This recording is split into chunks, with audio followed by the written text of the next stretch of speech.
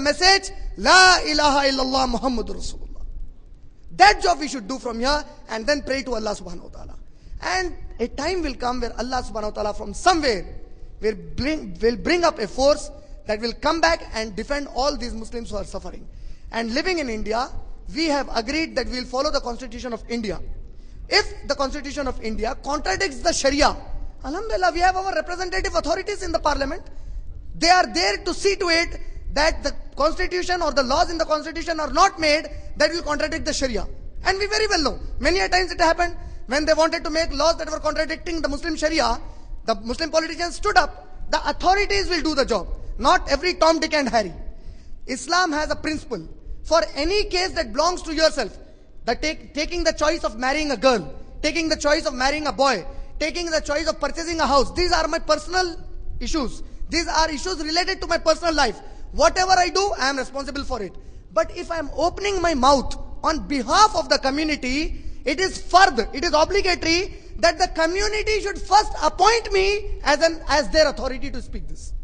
If the community hasn't done it, I cannot do anything in the name of the community. Why? This is the problem that's taking place. In love of Islam, in love of community, some people, they are acting for the community, but the community is saying they are not our representatives. As a result, chaos is created. As a result, Muslims are defamed. As a result, allegations against Islam are raised. So I hope I answered your question, brother.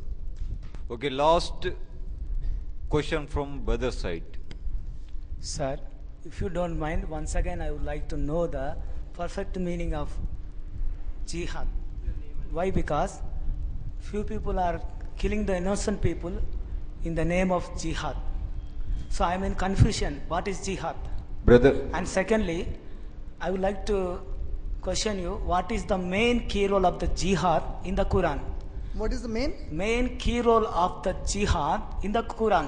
What jihad tells or teaches to the Muslim to do?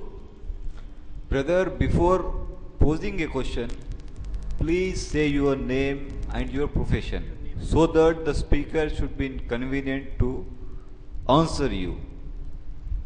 My name is K. Prem Kumar. I am working in a voluntary organization. Brother Prem Kumar has asked, Prem Kumar, right? Yeah. That's your name. You have asked a good question. You have asked a question with a lot of prem in it. With a lot of love you have asked the question. Brother has asked a question. He would again like to know, what does jihad mean? And what does the Quran say about implying jihad? Whereas he finds in the world today, there are many innocent lives being killed. Honestly speaking, to give your answer, I will have to give back the complete lecture that I gave. Because my whole lecture was on that question. What is jihad? In short, respecting you, you are my non-Muslim friend here, respecting your views, I will definitely give you a short answer. Jihad is an Arabic word, which if translated into English, it means struggling. It means striving. It means to make effort. Make effort in the cause of Almighty God, Allah subhanahu wa ta'ala. Muslims believe that Allah is the Almighty God. The non-Muslims believe that the God is only one. All the non-Muslims, even the Hindus believe that God is only one. If any Hindu tells me that he does not believe God is only one, then I'll start quoting in the Vedas. I'll say, if you read Rig Veda book number 1, hymn number 164, verse number 46, it says that the learned men of Hinduism call the only one God by many names. So the God is only one. If you read the Brahma Sutra, the creed of Hinduism, it says, Ikkam Braham Dutyo Naste Neh Naste Kinchan. The Brahma is only one. There is no second Brahma. There is no second God. There is no second creator. The God is only one. There is not the second God, not at all in the least bit. If you read Yajurva Veda, chapter number 32, verse number 3, I'll say, Natasya Pratima Asti. Of that God, there is no image.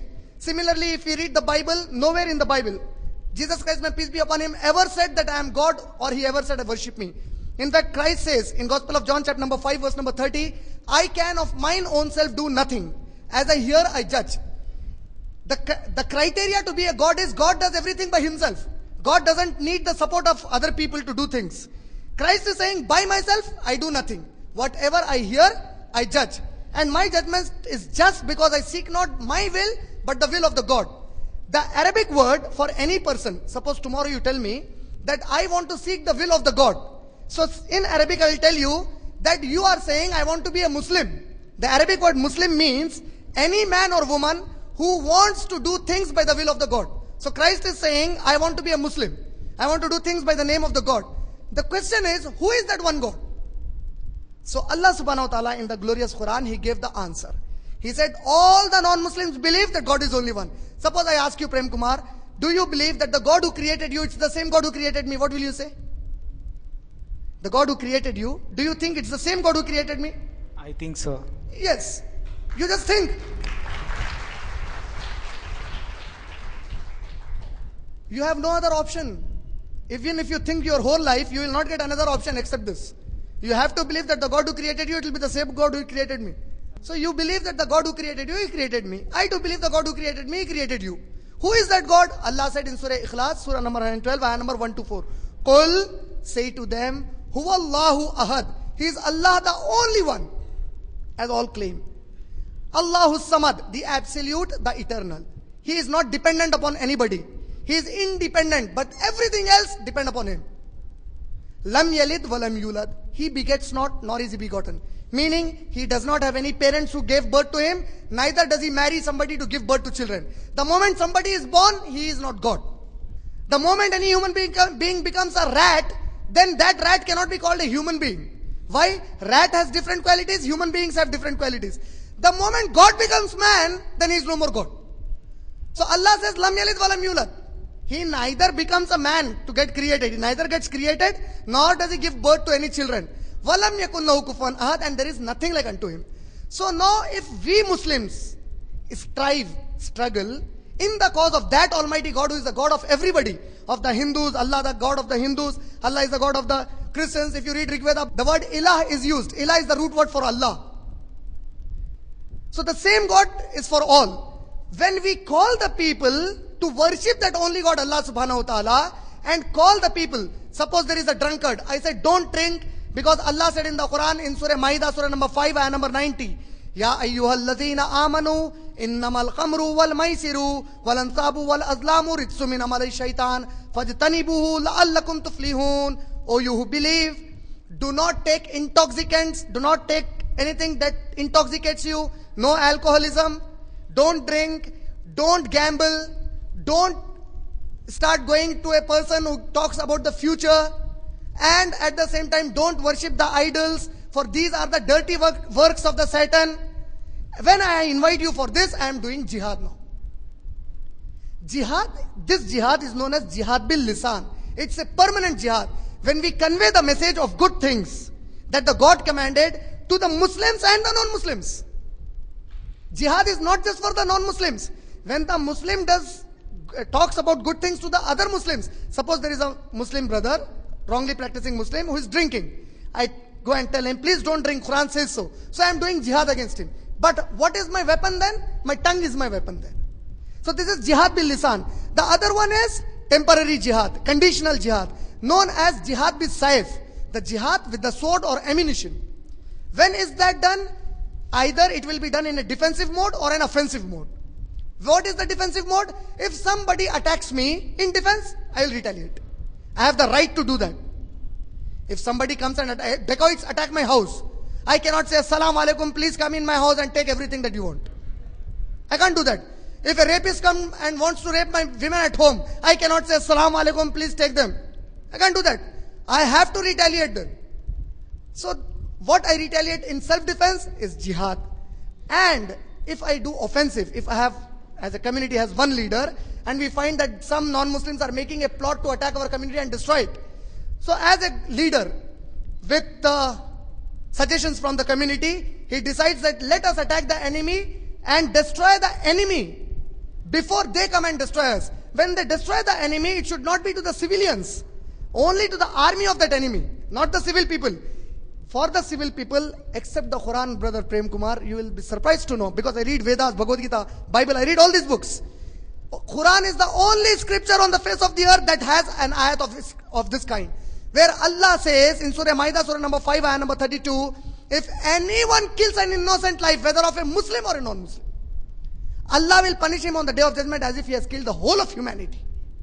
And if anyone saves the life of a Muslim or a non-Muslim, innocent life, Allah will reward him for saving the humanity. No other scripture except the Quran has this message. It's only the Quran that carries that message. If suppose I am saving a life of a non-Muslim who is being attacked by a Muslim without a just cause, I am doing jihad now. All this is jihad. So jihad is to invite the mankind to worship Allah subhanahu wa ta'ala alone, to believe in the Quran as the final revelation from Allah subhanahu wa ta'ala alone, and to believe that Muhammad sallallahu alaihi wasallam is the messenger for the Muslims, for the Hindus, for the Christians, for the Buddhists, for the Jains, for the agnostics, for the atheists, for the whole of universe. Muhammadur Rasulullah is the messenger from Allah subhanahu wa ta'ala. That belief, to propagate that belief, to convey that message is jihad. But I can't force anybody to become a Muslim. If I force somebody to become a Muslim, I am going against the Quran. Again, Quran is the only scripture to give that statement. Where Allah says in Surah Baqarah, Surah number 2, ayah number 256, La ikraha fid deen. There is no compulsion in religion. You cannot force others to become Muslims. Allah says in Surah Ghashiyah, Surah number 88, ayah number 22, 23 and 24, Fadhakkir innama anta muzakkir, lasta alayhim bi musaitir. O Prophet, your responsibility, your job is only to convey the message of Quran and Islam. You are not the manager of their affairs. You will not force them to become Muslims. My job, I conveyed it to you. I said, Prem Kumar, this is what is Islam. Suppose, mashallah, you come forward, you say, Brother Imran, if this is Islam, please give me your hand. I am ready to read La ilaha illallah Muhammadur Rasulullah. Alhamdulillah, I have done jihad, you have done jihad. Both of us have done jihad. It can be solved through praying to God also, no? Sorry, it can be solved? If any problem arises in your society or against you, it can be solved by praying to God also, no? Praying to God alone. See, Prem Kumar, you will agree with me immediately that it is illogical to speak like that. Suppose a rapist is raping anybody at my home. Can I sit on the prayers and say, Ya Allah, please save my mother, save my sister? I can't do that. You will say, are you a fool? I have to take some action now. I'm not speaking about that. If that kind of problem arises, you can complain to police also, no? You can I should leave my mother inside and I should go to the police. You can complain to police and you can complain. I am saying when I am at my home, a dacoit or a rapist comes inside and he is misbehaving with the women at home. So what should I do? I should say, please, aap yahin pe rahiye, main abhi police ke andar gaya hu. No, not like that. Then? No. Then what? See, that's what. Killing Circumstantially, sometimes we have to react. Solution for the problem. Jay, I didn't say it's the only solution. For the problem. I am saying that. I am saying, I never said it's the only solution. I said circumstantially in self-defense we have to do.